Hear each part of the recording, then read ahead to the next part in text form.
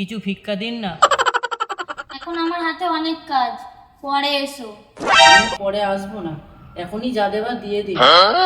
ঠিক আছে, ঘরের ভিতরে ডিবাতে চাল রাখা আছে, তুমি গিয়ে বের করে নিয়ে নাও।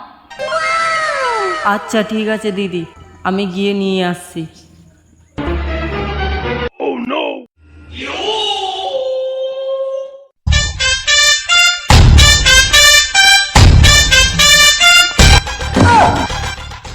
তোমাকে চাল দিতে বলেছি বলে তুমি সব চালটা ঢেলে নিলে, ওই জন্যই বলে ভিখারিদের বিশ্বাস করতে নেই।